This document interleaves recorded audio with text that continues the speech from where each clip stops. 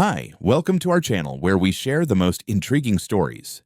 What starts as a joyful gift, a bike for our 10-year-old son, Tim, quickly spirals into a clash with the neighborhood's tyrannical HOA president, Karen. When Tim's bike is destroyed in a shocking act of revenge, we take a stand against her abuse of power. This is a story of resilience, justice, and fighting for what's right. When Tim turned 10, my husband Robert and I decided to surprise him with something truly special, a brand new bike, one he had been dreaming about for months. Seeing his face light up as he unwrapped the shiny red frame, his hands trembling with excitement, made every penny worth it. From that day on, the bike became an extension of him. He'd ride it to the neighborhood playground every afternoon, exploring the long, winding bike trail our HOA had proudly installed for the community's kids. Watching him pedal off with a grin stretching ear to ear, I couldn't help but feel a deep sense of contentment. Our neighborhood was, for the most part, a peaceful one, a suburban haven with manicured lawns, friendly neighbors, and kids laughing as they played in the streets. But like every paradise, ours had its snake. For us, it was Karen, the self-proclaimed queen of the HOA.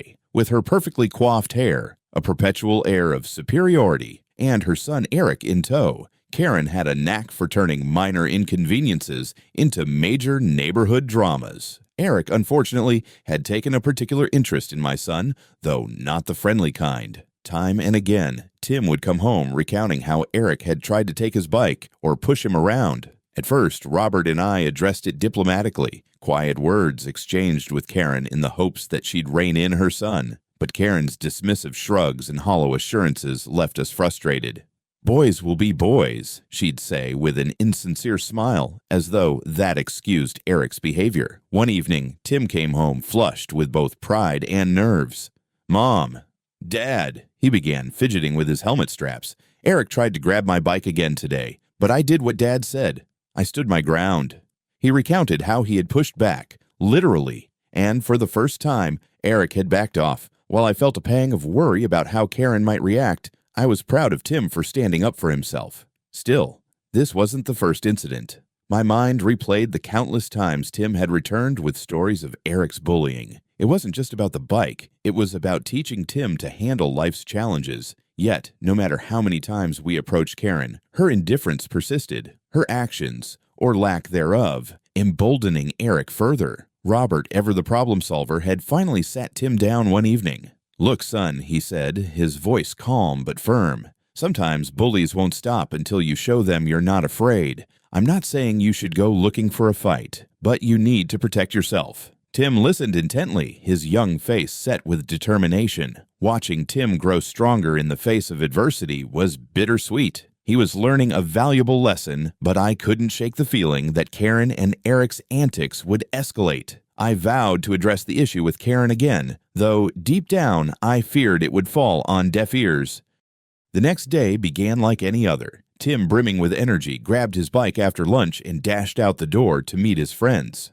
"Stay safe," I called after him, a twinge of unease creeping into my voice. He turned back, giving me his trademark grin before pedaling away. I busied myself with chores, trying to ignore the knot forming in my stomach. Barely an hour had passed when I heard the door slam. "Mom!"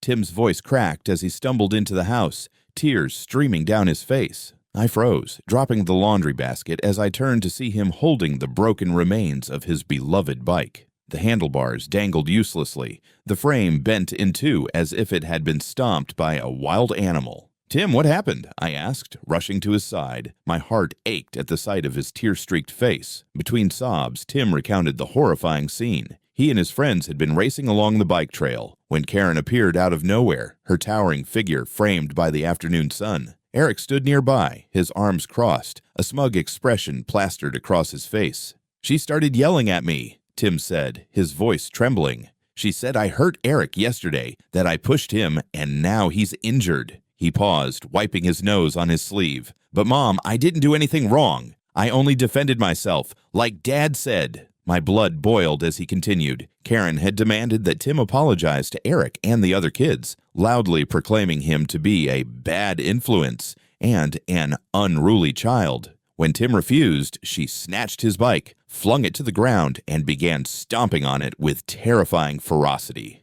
She kept yelling, Tim whispered. She said actions have consequences, and that I was a spoiled, undisciplined kid. He looked up at me, his tear-filled eyes pleading. I just wanted to ride my bike, Mom.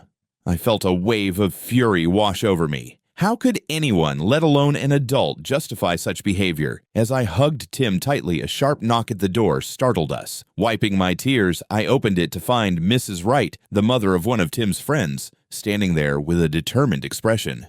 I heard what happened, she began without preamble. My son was there, and he recorded the whole thing on his phone. She held out the device, the video already playing. My stomach churned as I watched Karen's rage unfold on the small screen, the accusations, the shouting, and finally, the brutal destruction of Tim's bike. This is unacceptable, Mrs. Wright said, her voice shaking with anger. She can't get away with this. If you need anything, we're here to help. Gratitude and resolve surged through me in equal measure. Thank you, I managed to say. This changes everything. The video in hand, I knew exactly what needed to happen next. This wasn't just about a bike anymore. It was about standing up for my son and making sure Karen faced the consequences of her own actions. That evening, after Tim had finally fallen asleep, his tear-streaked face still etched into my memory, Robert and I sat at the kitchen table. Between us lay the damning evidence, the video from Mrs. Wright's son, Tim's broken bike, and the raw anger simmering in our hearts. This has gone too far, Robert said, his voice steady but edged with fury. We need to take action, real action. No more talks, no more excuses. Without hesitation, he picked up his phone and called our family attorney, laying out the details of what had happened. By the time the call ended, the wheels of justice were already in motion. That night, we filed a lawsuit against Karen for property damage, emotional distress, and harassment. The next morning, Robert and I walked up the well-manicured path to Karen's front door. I could feel my pulse racing, a mix of anger and determination surging through me. Robert, ever the calm and steady presence, gave my hand a reassuring squeeze. Stay composed, he murmured. The door swung open, and there stood Karen, a smug grin plastered across her face.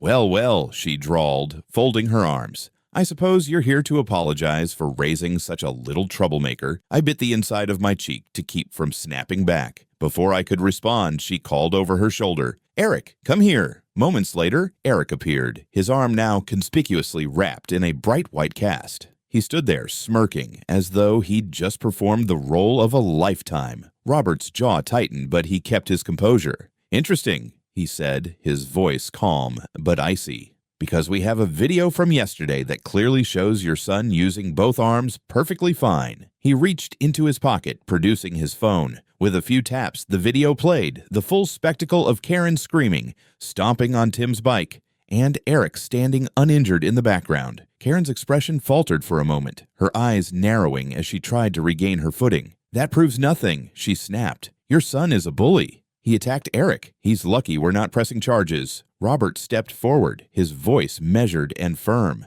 Let me make this very clear. If you or your son come near Tim again, there will be consequences. Serious ones. And you won't need to press charges. You'll already be dealing with ours. For the first time, Karen's confidence wavered. She opened her mouth to respond, but before she could, a courier stepped up the path, holding an envelope. Karen Bennett? The man asked, glancing at the address. That's me, she said, snatching the envelope. Her face paled as she scanned the document inside, the lawsuit staring back at her in black and white. You'll be hearing from our lawyer, Robert said, turning to leave. I followed, my head held high despite the adrenaline coursing through me. Behind us, Karen stood frozen, clutching the papers, her smugness now replaced with something else entirely, fear. As we walked back to our car, I felt a strange sense of relief. This was only the beginning of the battle, but for the first time, I knew we had the upper hand. The day of the trial arrived sooner than I'd expected. As Robert and I stepped into the courtroom, a mixture of nerves and determination coursed through me. This wasn't just about a broken bike anymore. This was about standing up for Tim, about proving that even bullies in positions of power couldn't escape accountability. Karen sat at the defendant's table, her usual smugness replaced by a cold, calculated demeanor. Beside her, a high-priced attorney shuffled papers, clearly prepared to argue her case with vigor. Eric was absent, though I suspected his absence was strategic, no doubt to avoid further scrutiny over his injury. Our attorney, a sharp and confident woman named Lisa Grant, began the proceedings with precision. She opened with the video recording, which played on a large screen for the entire courtroom to see. Every detail was there. Karen shouting at Tim, calling him a spoiled brat, stomping on his bike until it snapped, and finally handing the mangled remains back to my tearful son.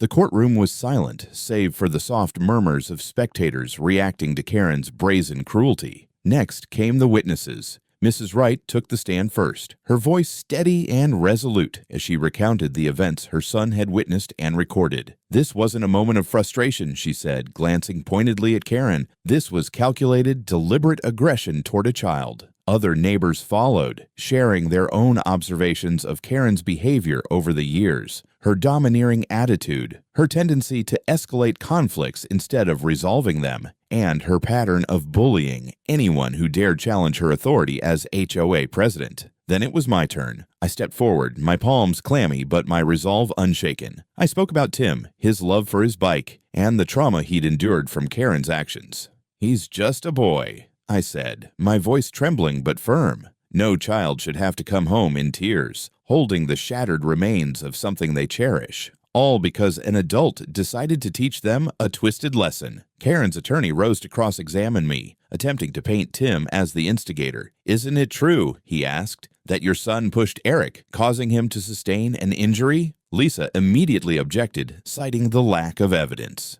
The judge nodded in agreement. "Unless you have medical records or testimony to support this claim, move on." The final nail in Karen's case came when Lisa produced a time-stamped photo of Eric, taken the day after the incident. It showed him playing basketball in his driveway, his supposedly injured arm moving freely, the cast nowhere in sight. The courtroom buzzed with whispers as Karen's facade crumbled. Her attorney tried to salvage the case, claiming Karen had acted out of concern for her son and that her actions were regrettable but understandable. But the judge wasn't buying it. Concern for one's child does not justify destruction of property or intimidation of another child, he said sternly. When it was time for Karen to take the stand, her usual confidence was gone. She stammered through a weak apology, blaming stress and a misunderstanding for her actions. But it was too little, too late. The evidence was overwhelming, and her lies had been thoroughly exposed. Finally, the judge delivered his verdict. "The court finds in favor of the plaintiffs," he declared, his voice firm. "The defendant, Karen Bennett, is ordered to compensate the plaintiffs for the full cost of the destroyed bicycle, pay damages for emotional distress inflicted on the minor, Timothy, cover all legal fees incurred by the plaintiffs, complete 100 hours of community service to underscore the importance of respectful community behavior." As the gavel struck, I felt a wave of relief wash over me. Justice had been served. Karen's face was pale as she left the courtroom, her attorney whispering furiously in her ear. Her reign of intimidation was over, and her reputation in the neighborhood was in shambles. As we walked out into the sunlight, Tim ran to greet us, his new bike waiting in the car. "Did we win, Mom?" he asked, his eyes wide with hope. I knelt down, wrapping him in a hug. "Yes, sweetheart, we won. And, more importantly, we stood up for what's right." That evening, as we sat around the dinner table, I felt a newfound sense of peace. Karen had been held accountable, and our family could finally move forward. The fight had been worth it, not just for us, but for the message it sent to anyone who believed they could bully others without consequence.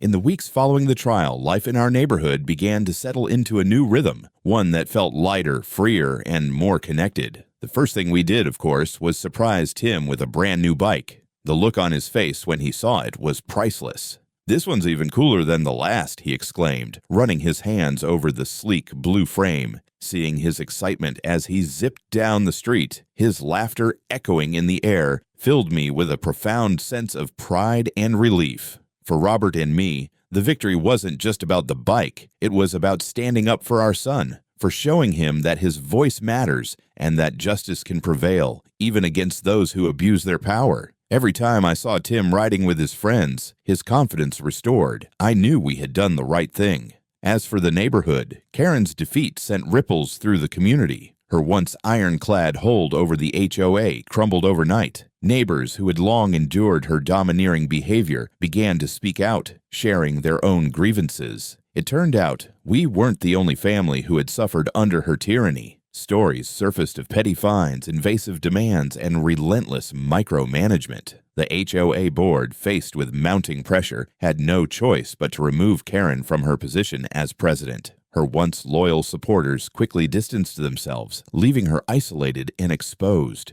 The woman who had ruled with an iron fist now found herself the subject of hushed whispers and cold stares. The final blow came when Karen and her family packed up and moved out of the neighborhood altogether. Her house, once the pristine centerpiece of the block, now stood empty, a silent reminder of her downfall. I'd be lying if I said I didn't feel a sense of satisfaction knowing she wouldn't be troubling anyone here again. But what truly stood out to me was how the neighborhood began to change after her departure. Without Karen's oppressive influence, a sense of community started to blossom. People who had once avoided each other began to connect, organizing block parties and play dates for the kids. There was a renewed focus on making the neighborhood a welcoming, supportive place, a stark contrast to the atmosphere Karen had cultivated. For our family, the experience brought us closer together. We'd faced adversity, but we had emerged stronger, more united, and determined to protect one another. Watching Tim grow more confident, his smile brighter than ever, reminded me of the importance of standing up, not just for justice, but for what's right. Looking back, I realized that Karen's actions, as cruel and misguided as they were, had inadvertently sparked a transformation. The neighborhood was better off without her, and our family had proven to ourselves, and to Tim, that no bully, no matter how powerful, could ever break us. As I sit on the porch, watching Tim race down the street on his new bike, his laughter ringing out like music, I can't help but reflect on how far we've come. The memory of that awful day, the tears, the broken bike, the injustice, still stirs a pang of anger. But more than that, it reminds me of the importance of standing firm when it matters most. This experience taught me that ignoring injustice only allows it to grow. Karen's actions weren't just about a bike. They were a calculated attempt to intimidate and control. Had we stayed silent, she would have continued to bully others unchecked. But by confronting her head-on, by trusting the truth and following it through, we showed her, and the neighborhood, that no one is above accountability. The greatest lesson, though, was for Tim. He saw that his parents would always stand by him, and that bullies, no matter how powerful they seem, are no match for courage and persistence. Truth and justice, when paired with determination, always prevail.